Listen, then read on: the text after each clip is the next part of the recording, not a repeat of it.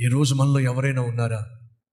యేసయ్యకు మాటిచ్చేవాళ్ళు, ప్రభువా ఇప్పటి వరకు నేను నా ఇష్టానుసారంగా జీవించాను, తాగా, తిరిగా, తందనాలాడా, తన్యా, అన్యాయం చేశా, అక్రమ సంబంధాలు పెట్టుకున్నా, అపవిత్రమైన అలవాట్లకు బానిసనైపోయా, ఫలితంగా కుటుంబాన్ని ఈరోజు నేను శిక్షిస్తున్నా.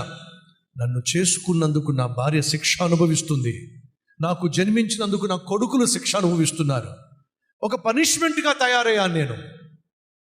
కానీ ఇలా ఎంతకాలం జీవిస్తాను? నాలో మార్పు రావాలి. ఒక మంచి మనిషిని కావాలి, ఒక మంచి భర్తగా, మంచి భార్యగా, మంచి తండ్రిగా, మంచి తల్లిగా, అమ్మ నాన్నకు గర్వకారణంగా ఒక మంచి కూతురుగా, మంచి కొడుకుగా నేను జీవించాలి. అలా నువ్వు జీవించాలి అని అంటే నీలో మార్పు రావాలి. ఆ మార్పు రావాలి అని అంటే మార్పును తీసుకురాగలిగిన క్రీస్తును అనగా నిన్ను సృష్టించిన దేవుణ్ణి నీ జీవితంలోనికి రానివ్వాలి.